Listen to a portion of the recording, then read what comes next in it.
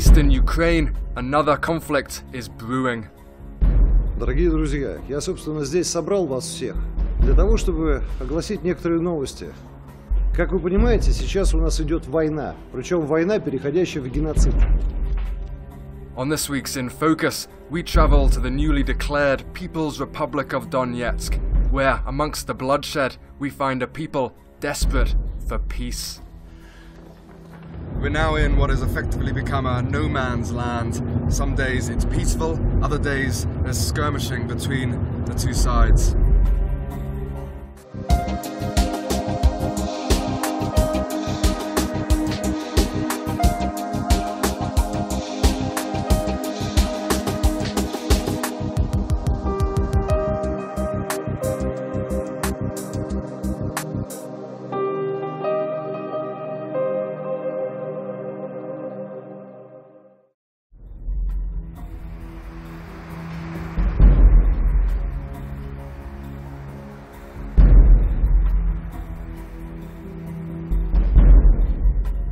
The only way into the east of Ukraine now is by car.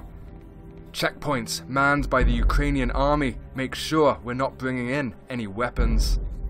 We were supposed to fly into Donetsk airport, but a couple of days ago it was attacked by armed separatists. The government responded by storming it. An airstrike left over 50, mainly Russian volunteers dead. Despite attempts to retake it, the Ukrainian army remain in control of the airport, one of the few places in the east that still flies the Ukrainian flag. We're taking the long car journey from west to east. We've been through a few Ukrainian checkpoints and now we've just entered the People's Republic of Donetsk. After passing rebel checkpoints, you could be forgiven for thinking the city of Donetsk is at peace. Daily life continues as normal, until you reach the central administration building, now in the hands of rebels. Barricades defend against possible Ukrainian army attacks. Graffiti and signs tell the story. No to fascism, no to the USA.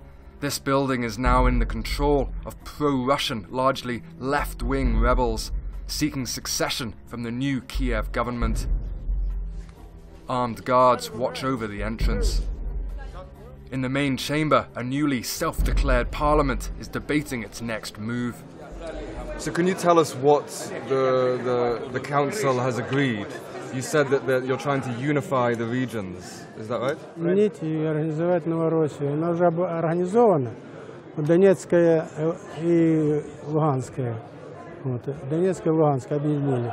Ну а теперь будут примыкать другие области: Херсонская, Запорожская, Днепропетровская, Харьковская, Одесская и еще там 6 областей еще. Всего 8 областей, которые было давно, это по истории Новороссии. Теперь возвращается к этому.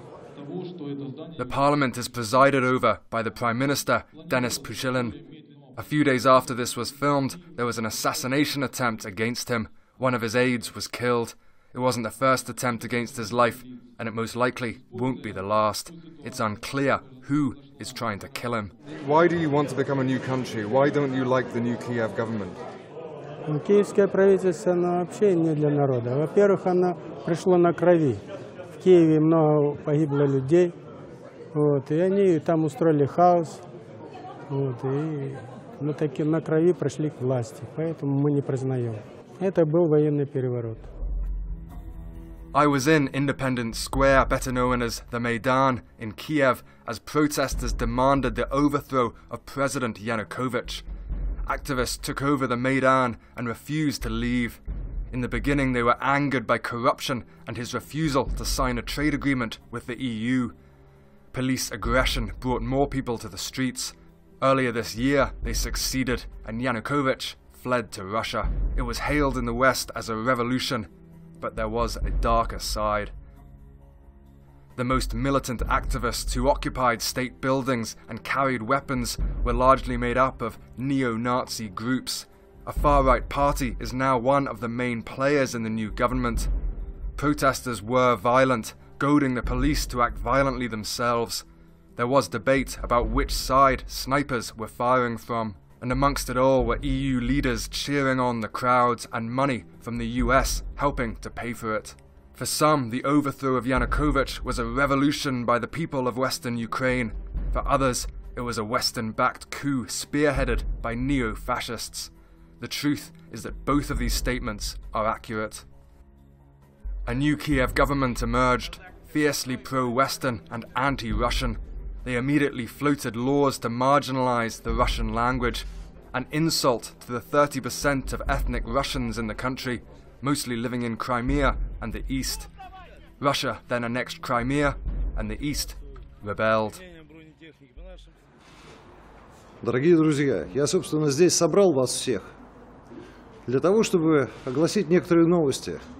Как вы понимаете, сейчас у нас идет война, причем война, переходящая в геноцид.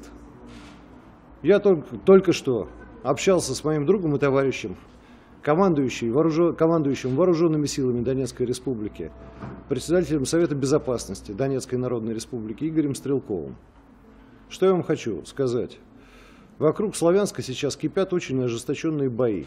Применяется тяжелая артиллерия и авиация, применяется массово. Обстрелы идут по несколько часов. Работают крупнокалиберные артиллерийские орудия, установки. Ukrainian helicopters bombing rebel-held areas. Sometimes they kill rebels, some civilians have been killed as well. Pro-Russian rebels fight back and have already downed numerous helicopters and military planes.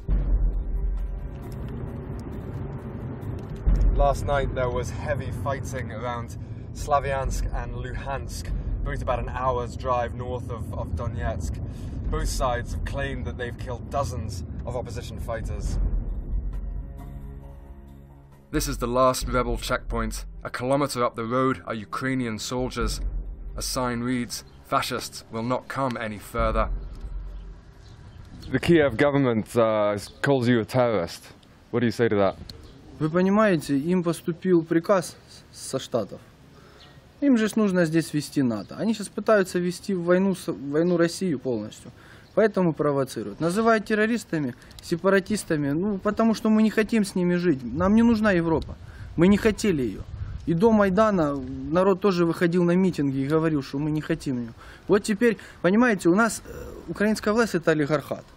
И теперь, когда народ восстал против олигархата, олигархат называет нас террористами и хочет стереть с лица земли. Плюс, при том, что к тому, что с Америки дают добро. Вы понимаете, тот же самый товарищ Порошенко, он являлся создателем одной из правящих партий, которую они же свергли. Ну, у нас просто нет демократии в стране. Или есть, но которая западная, которая рассчитана на истребление своего же народа и геноцид против своего же народа. Таких людей надо судить. There are rumors that US-sponsored mercenaries are fighting with the Ukrainians. For these fighters, this is also a battle between the West and Russia. Have you got a message for Obama? Да, есть. Обама, ты понимаешь, что ты президентом будешь несчастных 5 лет. Но за эти 5 лет ты можешь перечеркнуть всю свою жизнь. Все свои остальные годы, которые ты проживешь. И тебя запомнят не за то, что ты хороший папа. Или не за то, что ты хорошо учился в институте. Тебя запомнят из-за того, сколько ты горя принес всем остальным народам и людям на этой планете. Ты ради денег, ради своих каких-то геополитических интересов, ради того, чтобы твоя страна там могла пожирать эти гамбургеры тоннами, блядь. Ты забомбил Югославию, ты поставляешь оружие в Сирию, ты поддерживаешь этих ублюдков в Киеве. И этим самым ты дискредитировал себя, свой народ, свою политику и свою жизнь полностью. Обама, одумайся, пока не поздно. Ошибка — это то, что не исправляется. These fighters are local, but hundreds, possibly thousands of Russian volunteers have been flooding across the border to help the rebels. Western media has been obsessed with finding evidence of Russian support. A Western journalist asked the rebel president about allegations that Chechen fighters are here. Другие добровольцы Северного Кавказа к нам могут прийти, естественно. И я думаю, будут приходить. Так же, как к нам будут приходить и другие добровольцы со всех концов России. В ней есть разные регионы. И живет много разных народов, много разных этносов. Представители всех этих этносов в качестве добровольцев приходят сюда, в Донецк, на территорию Донецкой Народной Республики. И нам, честно говоря, нет никакой разницы, кто они. Чеченцы, осетины, русские, украинцы. Напоминаю вам, что, собственно, на территории России живет огромное количество. As yet, it is still unclear whether these new recruits are simply volunteers fighting for Greater Russia, or whether they are directly controlled by the Kremlin. Can you tell us what's happening in Slavyansk and the surrounding region? Украинская армия стреляет с артиллерии по мирному городу. В данный момент пытаются закрыть кольцо. Народ из Славянска не выпускают, Славянск не пускают. Вчера пытались уехать 2 автобуса с детьми, их оттуда не выпустили. Регулярно долбят с утра к вечеру, на протяжении всех суток с артиллерии, с минометов. Who's winning the war? Мы на своей земле, поэтому побеждаем мы. Только единственное жалко мирных жителей, которых просто бомбят с воздуха запрещенными бомбами. We decided to travel on, leaving the area controlled by the People's Republic. We're now in what has effectively become a no man's land. Some days it's peaceful, other days there's skirmishing between the two sides. We met civilians gathered by the side of the road. This woman says her cousin was killed by an artillery shell. На горе Карачун видели негров, темнокожих снайперов, и слышали польский язык. Значит, там можно, там американцам можно поставлять сюда и оружие, и воинов. А то, что здесь, говорят, что у нас здесь русские, и еще какие-то иностранцы у нас, это как бы, мы должны им верить, нашему правительству, а что мы говорим, нам никто не верит. Мы правду говорим. Мы хотим мирного неба, нам ничего больше не надо. И чтобы была работа для нас и нормальная жизнь. А в нас їх нема. От дитині молока нема. Вот я пенсионер, я инвалид, я получаю 1000 гривен. 1000 гривен я получаю. И мне нормально. А вони обещают в армии 1000 в день солдату. This woman tells me she lived through the Second World War when German tanks rolled down these very same roads. 2 чоловіка жило. І коли б вони не їли, всегда сахарку давали. Кіндер, возьми кіндер.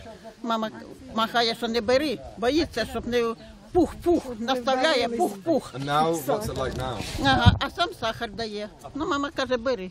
І як вони по сравнению з теперішнім? Ага, а тепер що твориться? Очень злые. Київ, це ж наше серце було Київ. І що ж вони тепер творять? Ми самі не знаємо. А чого вони злі, ми не знаємо. Ми не знаємо, чого вони такі стали. Що ми їм зробили? Все, я поехала корову доить. До свидания. Спасибо большое вам, держитесь. Удачи вам.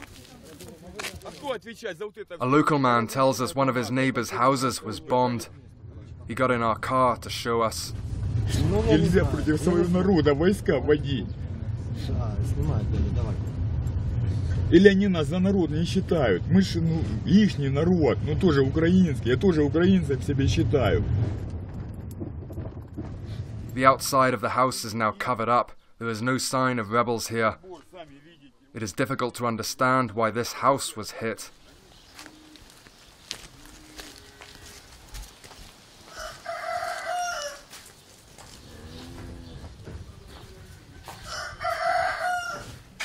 Произошло то, что, я не знаю, такого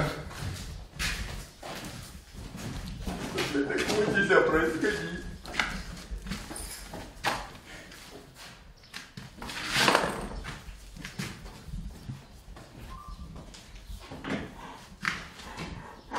Такого нельзя происходить, вот этого Бедю Порошенко, сука, надо стереть вообще с лица земли, который вот эту операцию затеял.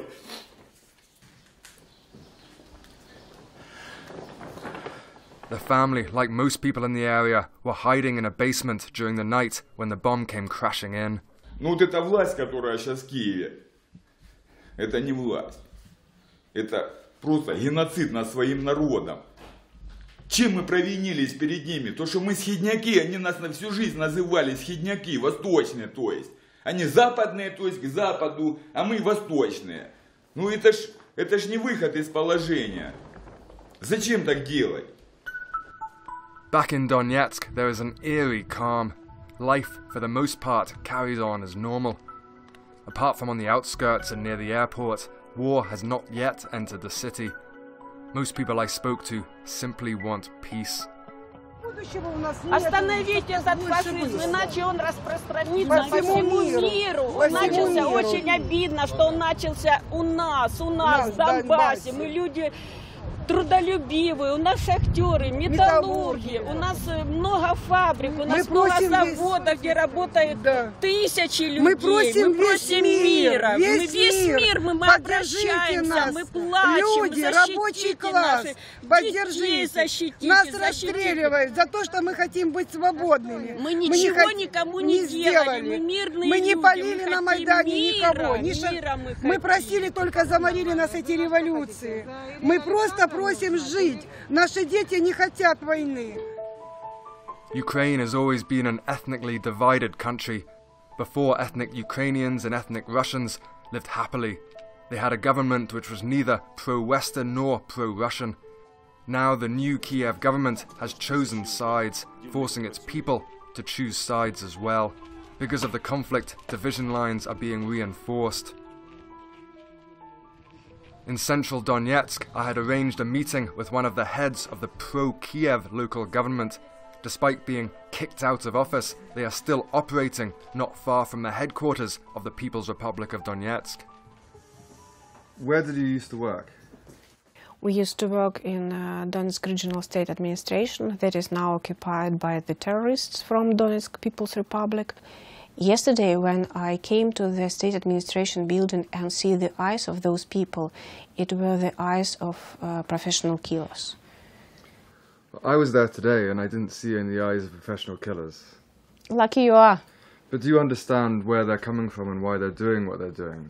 Isn't it unethical and immoral and dangerous to call those people terrorists? Not all of them are terrorists, surely. But when people come to your office with guns, when they took away my work, took away my office and made my people be afraid, for me they're terrorists. Language like this is being used by both sides. To the rebels, the new Kiev government are fascists. To the people in the West, the rebels are terrorists. Nobody is human anymore. The next day, I had arranged to meet Elena outside the central administration building in an attempt to take her to see her former office. So why do you want to go inside? I don't know. I'm afraid, but just want to see how it's now inside after 2 months occupation. What was it like before? Clean and nice. We were a little nervous going through the front entrance, but my press pass was all that was needed. Elena wasn't recognized. The inside of the building resembles an occupied building anywhere, half squat, half political campaign office. So what do you think of all this? Mess, but fun in a way. How fun? Why fun? It's very sad fun. Sad fun? Sad fun. Why? I used to work here for 7 years, and to see this building in this state, that's not that I used to. The other day when I saw you said all these people were terrorists. You're in the headquarters of the terrorists now. You know, you've given me a very good kick, probably, to think another way. They're really pity because, like people in Maidan, they fight for the idea to live better. But again, they were betrayed by their leaders and Maidan protests as well. Because I think people in Maidan, they fight for not that guys right now as the authority in Kiev. It was people power in both East and West Ukraine which brought revolution to both regions, but there is a feeling that both sides are being controlled from above, whether by Western powers, Russia, or by local oligarchs. We couldn't get into Elena's office. Floor 9 was locked. Even though Elena is working for the so-called fascists, she still feels safe in the headquarters of the enemy. Hatred hasn't gone that far yet. Peace is still clearly possible if those in power want it, or if the people who made the revolutions possible refuse to fight. Back in no man's land, Alexander tells me that the home that was bombed belonged to a Turkish immigrant family. Хоть они и турки, но они наши. А мы, получается, не ихние. У нас страна многонациональная. Правильно? У нас страна многонациональная. И мы же должны как-то под одной крышей все вместе жить. Все друг другу как-то помогать, как-то крепиться, как-то где-то что-то делать. А что это такое? Значит, они захватили власть в Киеве. Они захватили просто. Они не выдержали выбор. Захотелось им власти сейчас и теперь. Прямо вот так вот внезапно, чтобы забрать власть и все. Так они детей послали под пули. Это пушечное мясо. Они послали под пули пушечное мясо, детвору, студентов всех. Да никто уже не хочет войны. Мы не хотим войны. Какая война? Мы хотим мира, добра и спокойствия. Какая война? Alexander took me to see other houses that had been bombed in the neighborhood. He cried more and told me that because of the attacks, he was almost ready to take up arms and join the rebels. If attacks continue, there will be many more like him. Are you worried about, a lot of people are talking about this as a global war between Russia and the West. Are you worried about this, or is this about the Ukrainian people? I don't know. I really didn't know. Because it seems that, America wants to use Ukraine to kick Russia. Russia wants to fight back. It's a big politic. And unfortunately, people here just a game. And I guess a lot of people feel like that. We just a game of somebody's big game. Either Europe or Russia, doesn't matter, or USA. Unfortunately. And if we couldn't, the whole nation of Ukraine, if we couldn't understand that we need to solve our problems ourselves, either without Europe or Russia, we could do a lot of good things, and we can survive and live in peace and harmony. But if we could understand it and accept it. And do you see the hatred growing even more now, or? Yeah. When I talked to one person who said, I have friends in the West, but we've just agreed not to talk anymore, because even if we say hi, inevitably it starts becoming a political argument. Mm-hmm. Mm-hmm. And you can see possible civil war? It is already, isn't it? It is.